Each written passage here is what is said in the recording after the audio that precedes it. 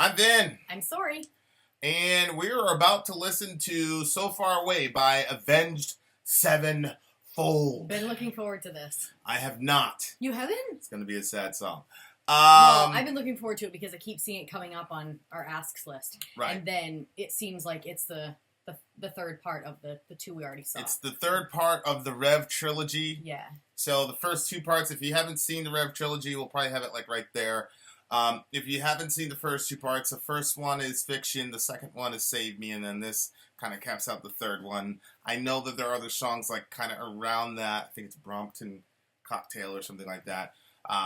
But so far we've got this in the trilogy. We just finished up another trilogy, the Maynard's Mom trilogy, about what Maynard James Keenan was going through with his mom as she was dying and then after she died, and his struggles with the church and all that good stuff. So this is the Rev Trilogy. Now, we do have another trilogy in the works on a certain band.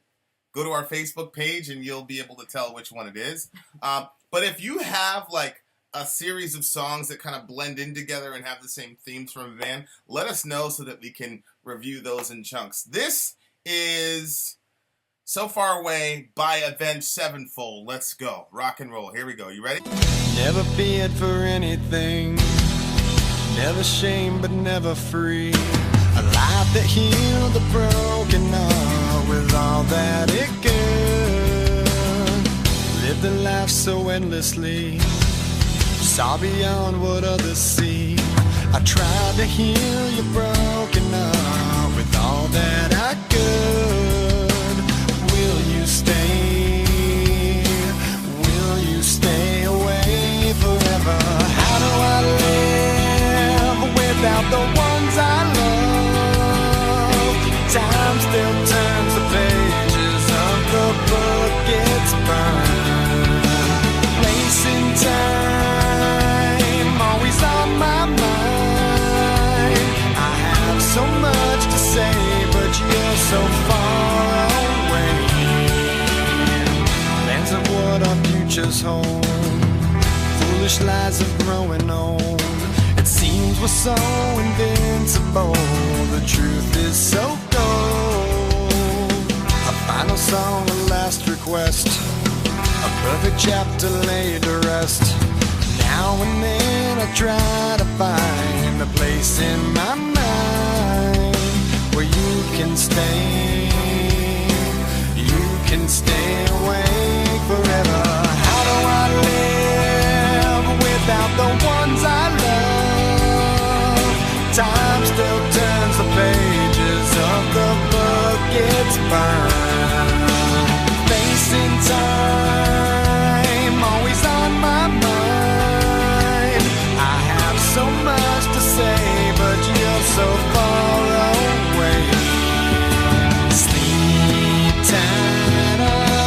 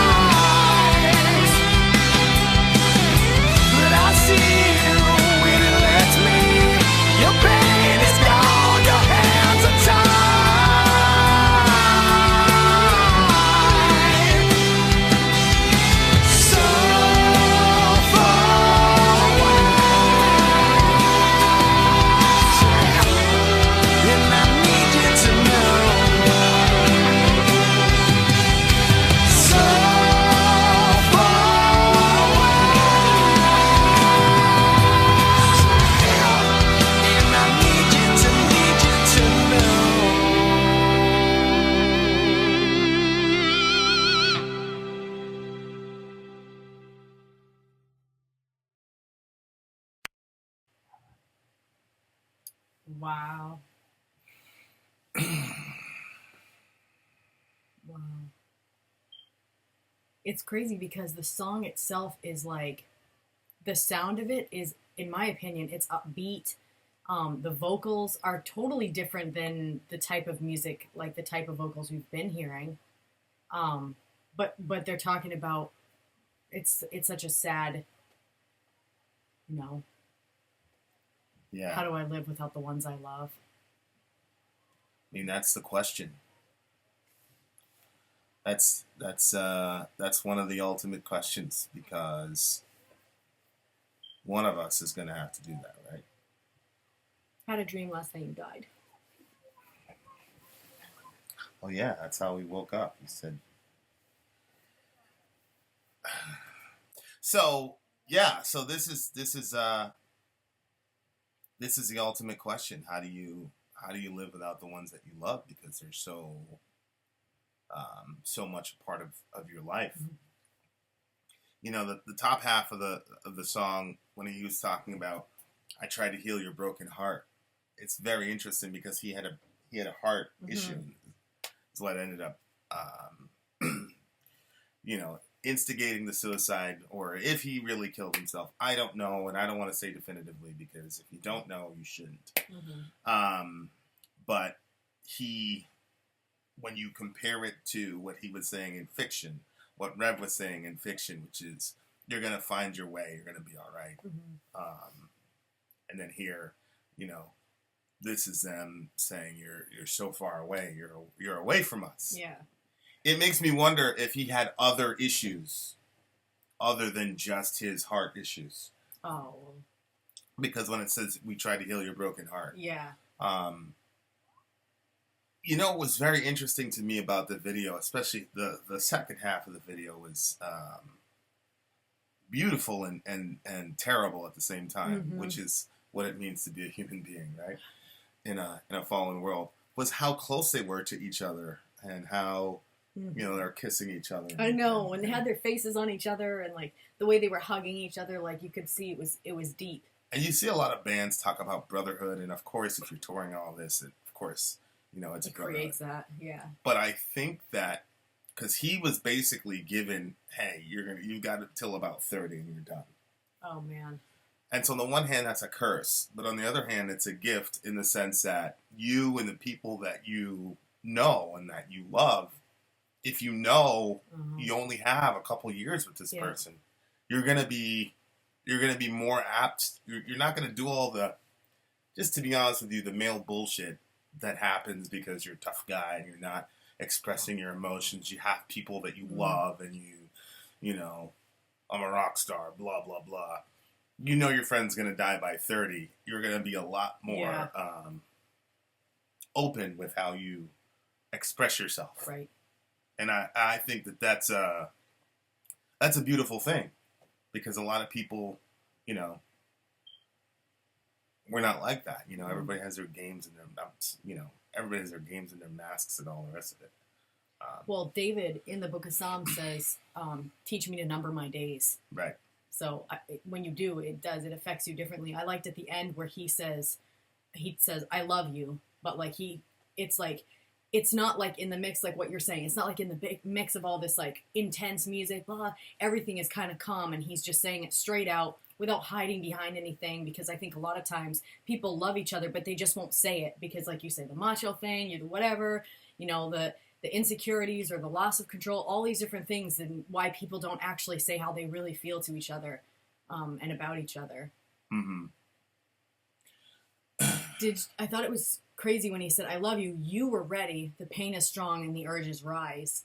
Yeah. Because, I mean, if you've ever dealt with suicide or been around, that's exactly that. The pain is so strong or so intense. And you were listening to something the other day that was talking about like physical pain over and against emotional pain, and it was, you know, talking about that, like physical pain, it like, I don't know, it like puts something into your body that you try to avoid, but emotional pain actually has a longer it has more long-term effects. Yeah, so people would avoid, like if I said, hey, I'll help you, let me just smash your hand. They'd rather get smashed with a hammer. Yeah, people would much rather that than actually have to like because emotions are so much more painful. Well, that's why a person who says, I take a bullet for you is not necessarily being that virtuous. That's true. Because I would take a bullet for you. And then I'd be left with the emotional pain. You'd be singing this song and not me. I'd be the hero. But I would take a bullet for you. I know you would. A crazy line to me was, I'll see you when he lets me. That's the one I was leading into that. Yeah. But then I got distracted by the other thing, yeah. What was... Well, I just thought it was crazy because I don't feel like he's judging his friend at all. But I feel like he's saying, in the sense, like, when he lets me, as in God, like, he has an understanding that it's God that determines that. And so he's saying, like, I'll see you when he lets me. Like, when God says it's my time, then it's my time, and then I'm going to see you again. But I didn't feel like it was like a judgment, like, if he in fact did, take his own life. Yeah, I mean, and it's interesting, it's right after Urge's rise. Yes. So it's kind of him saying, I'm not going to take matters into my own hands. When the pain gets real, because he's talking about pain here, right. I'll see you when he lets me, which mm-hmm. is...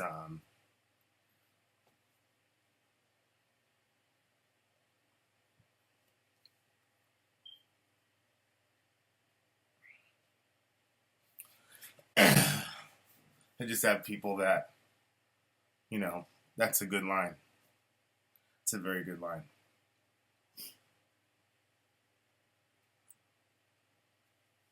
That's a good line. So, it's a good song. It's a good way to send off your friend. The clips at the end were hard to watch because it was, like...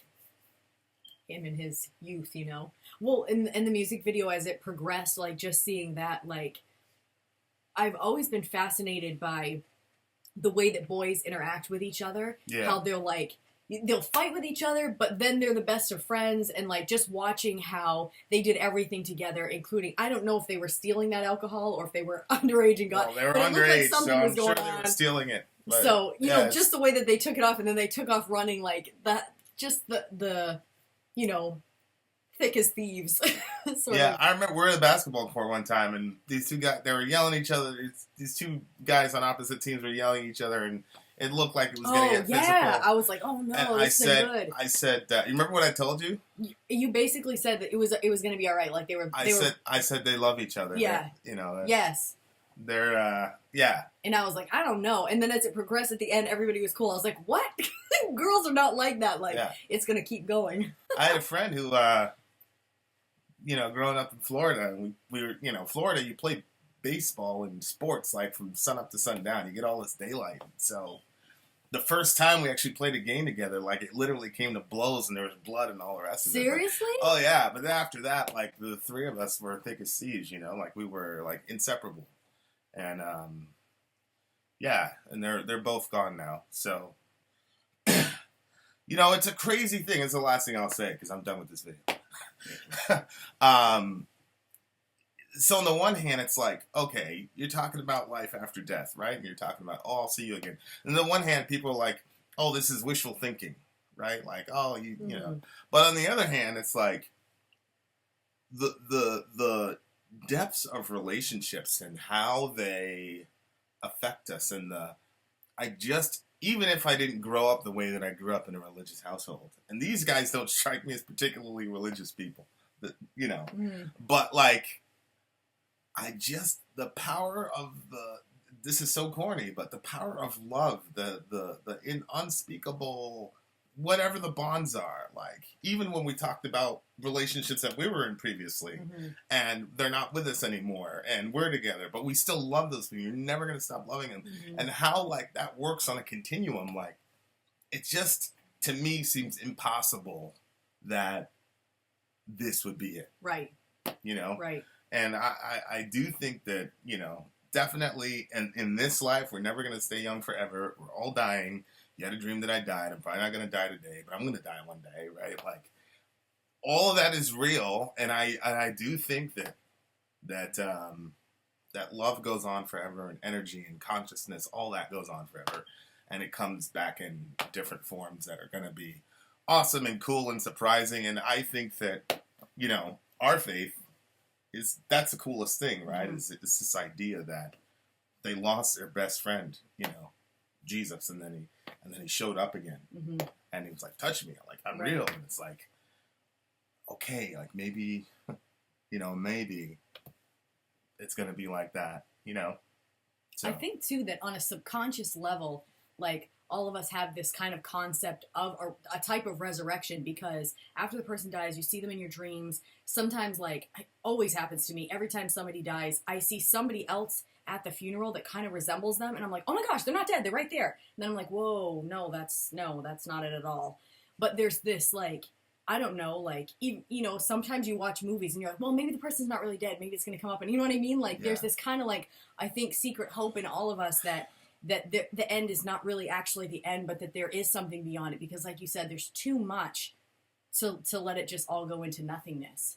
Yeah, I just can't comprehend it. Right. And, you know, sometimes things are too good to be true, and sometimes things are too good not to be true. And so, I mean, I think that's real. That's where I am. And I think that songs like this are, they encapsulate both of that. The realism, you know, that line where he said, we were invincible. It seems we're so invincible. The truth is so cold. So you're young, Yeah. you think you're going to live forever. Yeah. You know, like when I was a kid, I used to go to the top of the swing set, Mm-hmm. and I used to jump off, Mm-hmm. you know. And I was listening to a story about LeBron James, and the guy said, man, I hope this plane doesn't crash. And LeBron said, I would survive this plane crash. LeBron would say something like that. He spends $1 million on his body, you know. I would survive this plane crash. Yeah, and of course, you know, this pastor Jonathan Edwards, he says, you know, human beings, we think we're so whatever, and he goes, you can be undone by a spider. And a spider bite can kill you. Like, right. You're this big bad, okay, You're undone by a spider. Like, none of us are invincible. Like, life is so fragile. And then especially if you're a rock star. Like, I thought you meant undone by a spider, because you know, like when people you not see these really big guys, and then all of a sudden like poisonous spiders. Okay, all right. You know, this was like the 1600s. You know, I was picturing that family member of yours that was over the chair.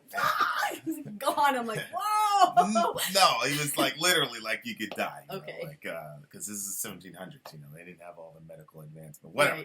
Right. But he he said you could be and it's kind of a funny line, but at the same time, it's like life is so fragile.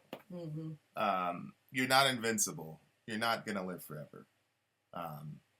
And, you know, it's good to kind of like look it in the face sometimes. And however you decide that you're going to look that reality in the face, and then the implications from that is literally where you find the meaning of life. Like, how you handle death is how you find the answer to the meaning of life. And so, you know, I've got something that I'm certain of that I live my life by. And but yeah, I hope you find that meaning and that ultimate truth wherever it leads you. But thank you guys for the Avenged Sevenfold thing. Man. I'm done with songs like this for quite some time. So yeah, Vin out. Sori out. Love you guys.